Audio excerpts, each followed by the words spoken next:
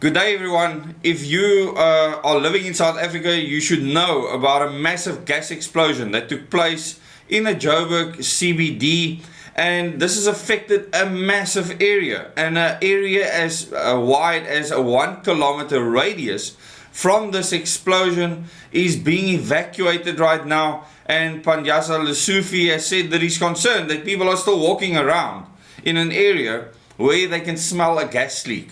There must be more than 100 meters of road that was literally blown up, and some of that road caved in. A taxi driver said he just saw cars flying through the air, taxis flying through the air.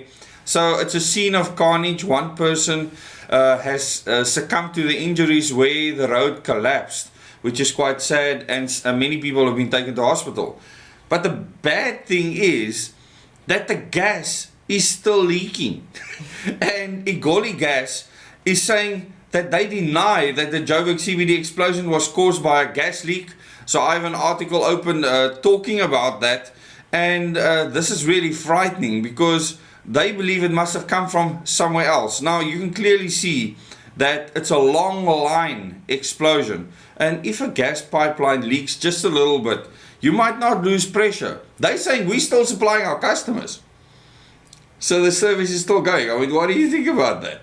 Well, just like it says on your article you got up that they are denying that there's a leak, there's a new article that says that they have found a small leak. And that's all you need. Joburg Reed Street explosion, Egoli Gas detects a small leak on one of its pipes.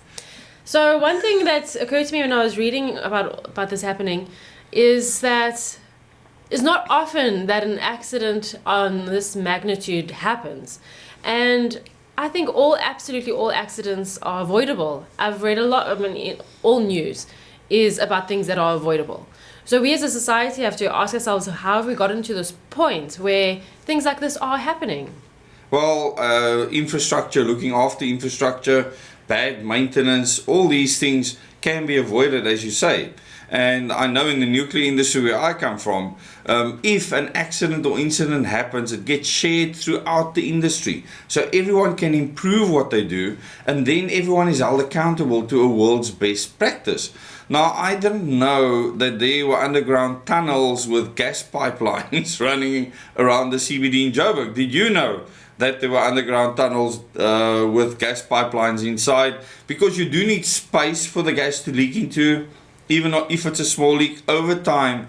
And then you need an ignition source. And this is one of my biggest concerns.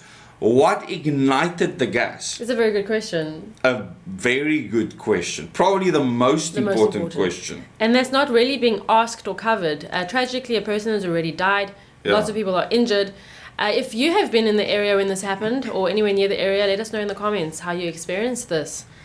And I think the power outages and many other things. People are being taken out of the buildings where they live because the foundations are now in question. So that entire CBD could be condemned because of this. If you look at the magnitude and size of the explosion. So a big event, and maybe one of those things, like Chernobyl caused the fall of the Soviet Union, something like this will trickle back. They will do root cause analysis. They'll look at where the root of the problem is, because Egoli Gas, if the leak came from them, I don't know if there's other gas supply companies in the area, they will find that somehow they did not maintain their gas pipeline. And who knows why they are the only supplier, etc. So this will trickle back to politics at the end of the day. Most probably will, just as everything does. And beautifully, we actually cover this in Omega.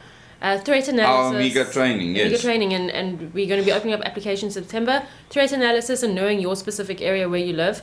So through Omega training, you'd know, for instance, that there are gas pipes. And you'd plan for any eventuality, including this, even the most unlikely. And I think as a society... And this training will be for free. Let me just make this clear. As a society, we are weak. We have made ourselves weak. The education has dumbed us down, all of us. I'm a subject of 1994 education, where the UN actually infiltrated our curriculum, and my entire generation is as well.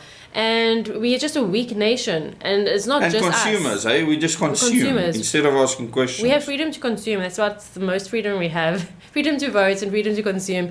And unfortunately, we're not prepared for accidents when accidents happen. Never mind the fact that accidents are preventable in the first place. Well, it's clear that we are not prepared for things like this. They're cordoning off the area, and the Premier of Gauteng, Panyaza Lesufi, is saying people are still walking around all over the place. So obviously command and control is not taking place the way it should. I was trained in command and control for 7 years. I was a trained fire team leader, so I knew how to take control of an area like this. And you would need to set up a command station, and you would need to have direct controls with access control points. And you need to control what is happening there. So people could still get injured. That zone should be closed off. They have tended to the injured, but there was still gas leaking. You know, it's actually saying in these articles that gas is still leaking out. They can smell it. The gas. And people are getting nauseous, they're getting headaches, and they are treating them. This is still a serious situation until the gas supply is isolated. So the fact that people have to be evacuated, the economy is completely disrupted in this part of Joburg. I don't think people are prepared for that. Where do you go? When you have a home, you're paying for that home, and everything is there. You have kids to send to school, you have a household to run. How do you just pack up and leave on such short notice? And we've also seen fires in Greece. Same thing happening. Fires happen all over the place every once in a while, all over the world.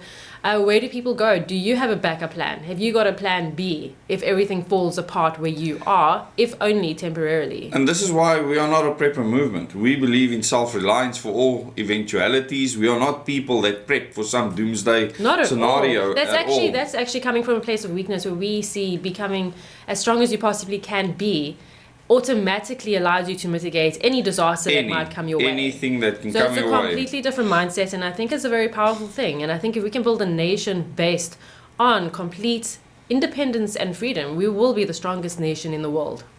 Absolutely. And I really want you to share this video, because it's not just about the gas explosion. It has a cause. There's reasons why this happened. And this is a failure of government control, infrastructure control, regulations, inspections, etc. And that failure is a symptom of the current governance system that we are in. And you want to change that system. Mm-hmm. We need to change it completely, and hopefully we first have to work hard to change our mindset to reflect the kind of governance we need to be free. And deserve, I suppose. Yes, and this is not unique to South Africa.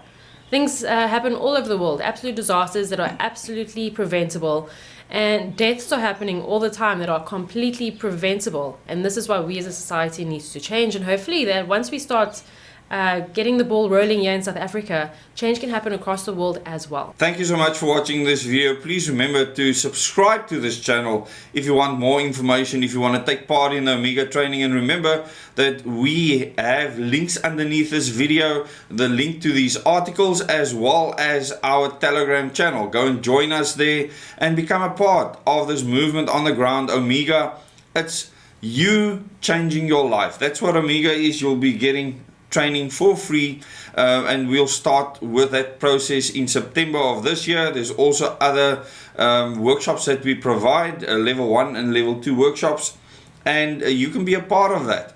And you can mail us at bookings@omega.org.za. But please subscribe to this video, to this channel, click the like button and share this content. Share this video so that more people can have this. Bye everyone.